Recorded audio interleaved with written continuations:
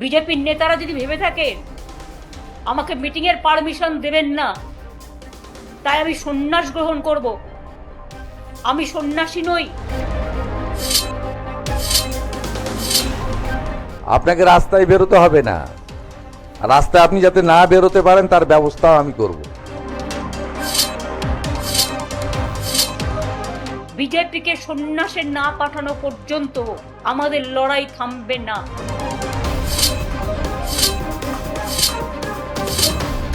যত কথা কম বলুন, বিশ্রাম করুন, অনেক বয়স হয়েছে। নমস্কার দর্শক বন্ধুরা, দাদা দিদির রাজনীতিতে আজকে আমি কিন্তু আজকে একাই আমি বিশ্লেষণ করব। আচ্ছা, আমরা এই যে মানুষ, ধরুন আমি যশবন্ত, পেশায় সাংবাদিক, কাজ করি এই চ্যানেলে। আমার ভবিষ্যৎ কি? আমার ভবিষ্যৎ সাংবাদিকতা। কিন্তু কোনো একজন রাজনীতিবিদ যিনি রাজনীতি করে খান বা রাজনীতিতে এসেছেন, রাজনীতি করবেন, তার ভবিষ্যৎ কি? যদি এই নিয়ে আলোচনা করতে হয়, অবশ্য করেই এই মুহূর্তে যেটা বহুল চর্চিত নাম, শ্রীমতী মমতা বন্দ্যোপাধ্যায়, প্রাক্তন মুখ্যমন্ত্রী। 2011-এ 20শে মে এসছিলেন মসনদে বাংলার, তারপর 2016, তারপর 2021 যদিও নন্দীগ্রামে হার, তারই একদা সতীর্থ তৃণমূল কর্মী সেই সময় মাননীয় শ্রী শুভেন্দু অধিকারী মহাশয়, বর্তমানে যিনি মুখ্যমন্ত্রী রাজ্যের, এবং 26-এও ভবানীপুরে গোহারা হেরেছেন। এখন এই হারের পর, 4ঠা মের পর, মমতা বন্দ্যোপাধ্যায়ের ভবিষ্যৎ নিয়ে কিন্তু জিজ্ঞাসাবোধক চিহ্ন পড়ে গিয়েছে। কেন বলছি সেটা নিয়ে আজকে দাদা দিদির রাজনীতিতে আমি যশবন্ত। এর মধ্যে বেশ কিছু ঘটনা ঘটেছে, যেমন প্রিস্কুল স্ট্রিটের একটি হোটেলে অত্যন্ত দুর্ভাগ্যজনকভাবে 9 জন নিরপরাধ মানুষ মারা গিয়েছে। তেমনি তারাতলায় ঘটনা ঘটেছে। এছাড়াও অভিযোগ যে বেশ কিছু জায়গায় তৃণমূল যারা করেন বা করতেন তারা মারা গিয়েছে। যেমনটা কোনো এক শনিবার বারবেলায় শ্রী অভিষেক বন্দ্যোপাধ্যায় কামালগাজী পেরিয়ে সোনারপুরের দিকে যেতে গিয়ে তাদের এক কর্মী তিনি মারা যান। যদিও তার 2 দিন আগে সৌগত রায় স্টার্ট করেছিলেন ডিম খাওয়া, কিন্তু ওই শনিবার বারবেলার থেকে যে ডিম থেরাপি শুরু হয়েছে তার থামার কিন্তু জো নেই। অত্যন্ত নিন্দনীয়। কোনো দেশে, সভ্য দেশে এইভাবে কোনো যারা রাজনীতিবিদ তারা যেখানে যাবেন তাদের বিরুদ্ধে স্লোগান, ডিম মারা, এটা খোটা দেখা যায় না। কিন্তু বাংলার রাজনীতিতে এই মুহূর্তে বহুল চর্চিত ডিম থেরাপি। এর মধ্যে হালিশহরে একটি ঘটনা ঘটে, সেখানেও মমতা বন্দ্যোপাধ্যায় গিয়েছিলেন। তাকে ঘিরে ক্ষোভ বিক্ষোভ, গাড়িতে কাদা, টুকটাক ইটও পড়ে, কিন্তু প্রশাসন সজাগ ছিল, সেরকম কোনো ঘটনা বা দুর্ঘটনা ঘটতে হয়নি। আবার তেমনি বারুইপুরে অত্যন্ত নিন্দনীয় যে ঘটনা, অত্যন্ত দুর্ভাগ্যজনক, তাতেও কিন্তু অভিযোগ যে রাজনীতি করতে গিয়ে মুখ পুড়েছে কালীঘাট তৃণমূলের, quote and quote Mamata Bandyopadhyay. আর এই প্রসঙ্গেই ম্যাডাম বন্দ্যোপাধ্যায় খুব একটা রাস্তায় বেরোন না। এটা কিন্তু আমাদের কাছে কিন্তু একটা অদ্ভুত বিষয়, যে আমরা যে বিরোধী সত্তা আমরা মমতা বন্দ্যোপাধ্যায়কে দেখতাম যে কোনো ইস্যুতে, তিনি রাস্তায় নেমে প্রতিবাদ করেছেন। কোভিডের সময় দেখেছি, এমনকি আরজিকর কাণ্ডেও তাকে রাস্তায় নেমে প্রতিবাদ করতে দেখেছি রাজ্যের তৎকালীন পুলিশ মন্ত্রী এবং স্বাস্থ্যমন্ত্রীর বিরুদ্ধে, যদিও দুটি তিনিই ছিলেন। পরে সেটা ভালো তৃণমূল হয়ে চন্দ্রিমা দেবী স্বীকার করেছেন যে তিনি নামেই ছিলেন মন্ত্রী, আদতে পুরোটাই কন্ট্রোল বাই সামওয়ান এলস। তাহলে রাজ্যের মুখ্যমন্ত্রী তৎকালীন, তার রাজ্যে একটা এরকম অফার কেস হয়ে গেল, তিলোত্তমার কেস হয়ে গেল, অন ডিউটি একজন ডাক্তার মারা গেলেন, তড়িঘড়ি যেন তেন প্রকারে তার বডি পুড়িয়ে দিতে হবে। নির্মল ঘোষ সহ একাধিক ব্যক্তি নেমে পড়লেন। এই প্রসঙ্গে আমরা দেখলাম রাস্তায় নেমে বিরোধিতা করতে তৎকালীন মুখ্যমন্ত্রীকে মমতা বন্দ্যোপাধ্যায়কে কার বিরুদ্ধে করলেন না, রাজ্যের স্বাস্থ্য এবং পুলিশ মন্ত্রী, এবং চাপে পড়ে ইস্তফা দিতে তখন বাধ্য হয়েছিলেন তৎকালীন পুলিশ কমিশনার। এসব দেখা কিন্তু দু একদিন আগে এক সাংবাদিক সম্মেলনে রাজ্যের মুখ্যমন্ত্রী এই মুহূর্তে শুভেন্দু অধিকারী ঠিক কি বলেছেন চলুন একবার শুনি আগে। উনি নাকি বলছিলেন যে বিজেপি তো সবাইকে দিবে বলেছিল, তা যোগ্য অযোগ্য তো সব কিছুতেই থাকে। উনি তাহলে 25 থেকে 60 করেছিলেন কেন? ওনার যদি সকলকে দেওয়ার ইচ্ছা ছিল তা উনি তো বলতেন সব মহিলারাই পাবে। উনি নিয়ম করেননি, 25 থেকে 60 করে যাননি উনি। এটাও তো একটা নিয়ম, ক্রাইটেরিয়া। অন্যগুলো ছেড়েই দিলাম।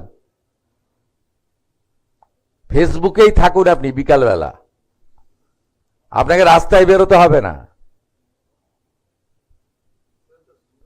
আপনাকে রাস্তায় বেরোতে হবে না। আর রাস্তায় আপনি যাতে না বেরোতে পারেন তার ব্যবস্থাও আমি করব। আপনি বাড়ির উপর নিয়ে খেলতে গেছিলেন, গোল খেয়ে বাড়ি এসেছেন। আপনি হালি শহর নিয়ে চেষ্টা করেছিলেন, সেখানেও ডবল গোল খেয়ে বাড়ি এসেছেন।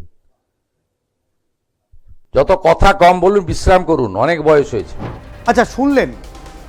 এখন এটাকে যারা রাজনৈতিক বিশ্লেষক, যারা রাজনীতি নিয়ে কাটাছেঁড়া করেন, আর আমাদের পেশার তাগিদে রাজনীতির খবরে সজাগ থাকতে হয়। এবং আপনারা জানেন যে আর+ এমন একটা মিডিয়া, আমরা কিন্তু অত্যন্ত দায়িত্ববান। আমরা রং চং করে খবর দেখাই না, যতটুকু দেখাই ততটুকু নিষ্ঠার সাথে, সততার সাথে দেখাই এবং আনকার। এক্ষেত্রেও শুভেন্দুবাবুর যে বক্তৃতাটুকু দেখলেন পুরোটাই আনকার, তার মুখ দিয়ে বলা। এবং তিনি বললেন কার্যত যে প্রাক্তন মুখ্যমন্ত্রীকে যে আপনাকে এখন ঘরে বসে সোশ্যাল মিডিয়াতেই থাকতে হবে, রাস্তায় আপনি বেরোতে পারবেন না, এবং যাতে না বেরোতে হয় সেই ব্যবস্থা করবে। এটা অনেকে সোশ্যাল মিডিয়া ট্রোল করছে যে কার্যত থ্রেটনিং। অনেকে বলছে কৃতকর্মের ফল, মমতা বন্দ্যোপাধ্যায় যা কর্ম করেছেন সেই কৃতকর্মের ফল। আবার অনেকে বলছেন যে বা যারা প্রাক্তন হয়েছে পশ্চিমবঙ্গে, এর আগে সিদ্ধার্থ শঙ্কর রায় থেকে জ্যোতি বসু, বুদ্ধবাবুর জামান আমরা দেখেছি। এই যাদবপুরে বুদ্ধবাবু প্রাক্তন হয়েছিলেন। এই সাতগাছে আছে সোনালীর কাছে, সোনালী গুয়োর কাছে হেরে গেছিলেন জ্যোতিবাবু। জ্যোতিবাবু একসময় অ্যাক্টিং সিএম থেকে প্রাক্তন হন।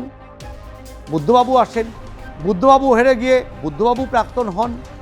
এর আগে সিদ্ধার্থ শঙ্কর রায় জামানা, কিন্তু তখন কোথাও কিন্তু যিনি অ্যাক্টিং সিএম তাকে তো এরকম কথা বলতে দেখিনি। তাহলে কেন শুভেন্দুবাবু এরকম একটা কথা বললেন?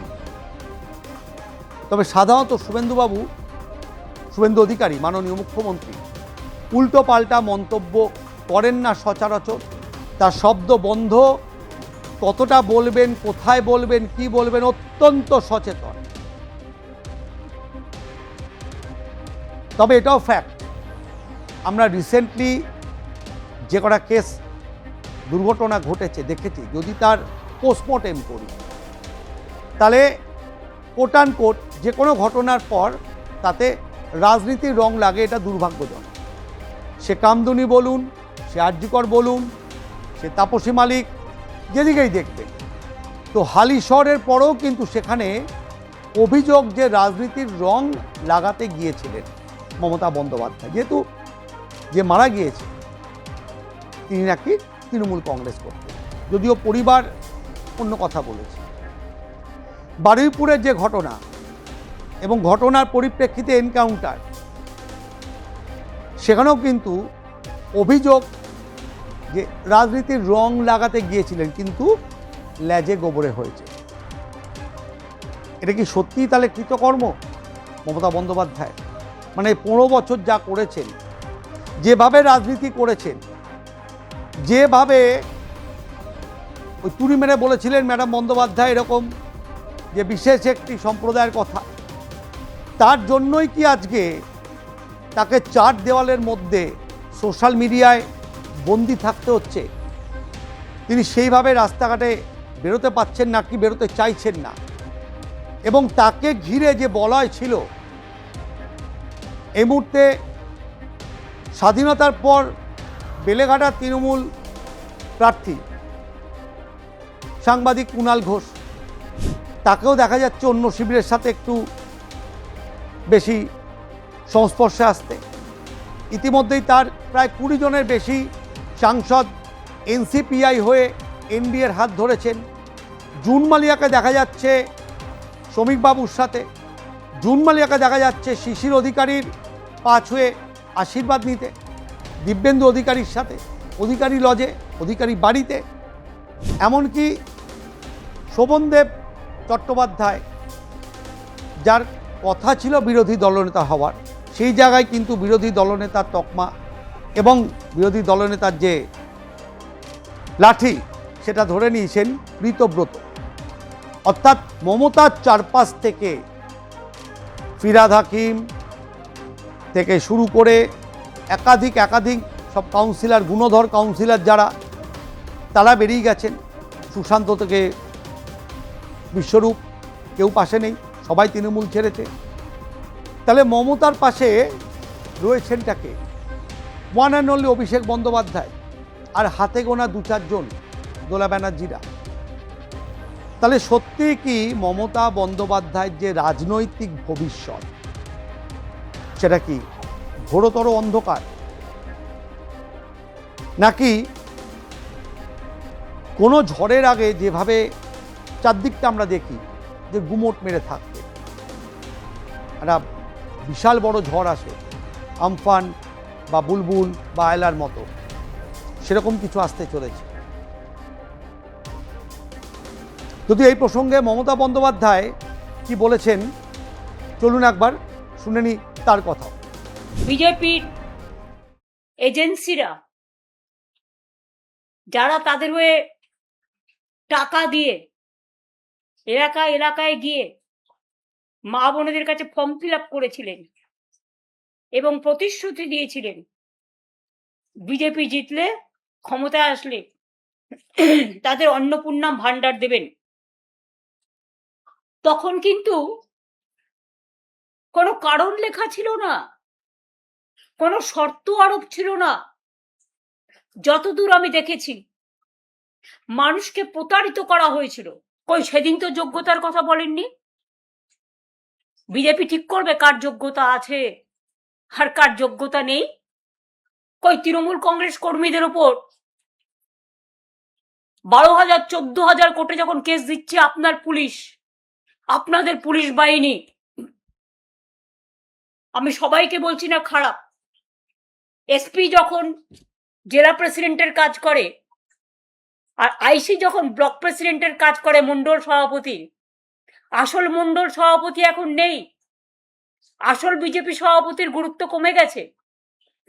এখন কিছু গদ্দার আর কিছু লুটেরা বাহিনীকে নিয়ে ফোন করে করে বলা হচ্ছে গাড়ি নিয়ে এসছি, আইদার বিজেপি যেখানে বলবে সেখানে যাবেন গদ্দারদের কাছে, আর তা নাহলে জেলে চলুন। বিজেপির নেতারা যদি ভেবে থাকেন আমাকে মিটিং এর পারমিশন দেবেন না, তাই আমি সন্ন্যাস গ্রহণ করব, আমি সন্ন্যাসী নই। বিজেপিকে সন্ন্যাসে না পাঠানো পর্যন্ত আমাদের লড়াই থামবে না। তাহলে শুনলেন যে ওনার যা যা অভিযোগ, তবে আম পাবলিক, সোশ্যাল মিডিয়া এবং চারদিকের যা বাস্তব ঘটনা, তা কিন্তু অন্য কথা বলছে। যদিও সামনে রয়েছে কিন্তু পুরসভার যে ভোট, সেটাও হয়তো এবছরই হবে এবং খুব শীঘ্রই হবে। এরপরে রয়েছে নন্দীগ্রাম, রেজিনগর এবং নুরুল যেহেতু মারা গিয়েছেন প্রাক্তন সাংসদ একটা ভোট, অর্থাৎ 3টে উপনির্বাচন, তার সাথে হাওড়া সহ কলকাতার যে পুরো নির্বাচন, পুরো ভোট, সবটাই কিন্তু খুব শীঘ্রই। সেক্ষেত্রে কালীঘাট তৃণমূল কংগ্রেস না ঋতব্রত তৃণমূল কংগ্রেস, যদিও ঋতব্রতের দিকে পাল্লা ভারী, বাস্তব সেই কথা বলছে যারা সাংসদ রয়েছেন বা যারা বিধায়ক রয়েছেন, যদিও 2-3 জন একটু উল্টো স্বরে গাইছে। আমরা দেখেছি একাধিকবার যে সৌগত রায়ের সাথে দেখা বা ডেরেক ওব্রানের সাথে দেখা, আবু তাহেরকে, ইউসুফ পাঠানকে, কিন্তু ম্যাক্সিমামটা অর্থাৎ অধিকাংশ কোট অ্যান্ড কোট মমতার ছবিকে পেছনে লাগিয়ে যারা ভোট জিতেছিলেন, ভোট বৈতরণী পার হয়েছিলেন, তাদের কাছে কি এই মুহূর্তে মমতা বন্দ্যোপাধ্যায় নামটা একদম অস্তিত্বহীন? পেছনে মেরুদণ্ডে মমতা বন্দ্যোপাধ্যায় বা অভিষেকের ছবি নেই। 2-1 দিন পরেই কিন্তু তৃণমূল ছাত্র পরিষদের সেই বিখ্যাত 28 তারিখ মঞ্চে, কাদের মঞ্চে বেশি ভিড় দেখা যাবে? যদিও এর আগে ঋতব্রত মঞ্চের থেকে মমতার মঞ্চে কিন্তু বেশি ভিড় দেখা গেছে। নিঃসন্দেহে আবেগ বেশি মমতা বন্দ্যোপাধ্যায়ের প্রতি। আম পাবলিক তাকে এখনও দিদি বলে ডাকে, দিদি বলে সম্বোধন করে, দিদিকে ভরসা করে, বিশ্বাসও করে, কিন্তু ভোট বাক্সে রিফ্লেকশনটা কিন্তু অন্য কথা বলছে। বিশাল ম্যান্ডেট নিয়েছে রাজ্যে পরিবর্তনে, সেটা আপনারা নিজের চোখে দেখেছেন। তারপরে ফলতার ভোটে কি হয়েছে সেটাও দেখেছেন। জাহাঙ্গীর পুষ্পা থেকে তার কি অবস্থান এই মুহূর্তে, শওকত আলী মোল্লা, শাহজাহান, কি তাদের অবস্থান আপনারা ভালো জানেন। তাহলে মমতা বন্দ্যোপাধ্যায়ের ভবিষ্যৎ কি হতে চলেছে অবশ্যই সময় শেষ কথা বলবে। আমরা নজর রাখবো সেই দিকে। আর আপনারা যারা আমাদেরকে ব্লেস করেন, আমাদের প্রোগ্রাম দেখেন, আমাদের আশীর্বাদ করেন, কমেন্ট বক্সে ক্লিক করবেন, জানাবেন আর কি ধরনের প্রতিবেদন আপনারা দেখতে চান। এবং যারা এখনও সাবস্ক্রাইব করেননি, বেল আইকনে ক্লিক করবেন, সাবস্ক্রাইব করবেন। আজকে এ পর্যন্তই। দাদা দিদি রাজনীতির থেকে যশবন্ত বিদায় নিচ্ছে। আবার দেখা হবে অন্য কোনো দিন, অন্য কোনো এপিসোডে, অন্য কোনো সাবজেক্ট নিয়ে। ভালো থাকবেন, নমস্কার।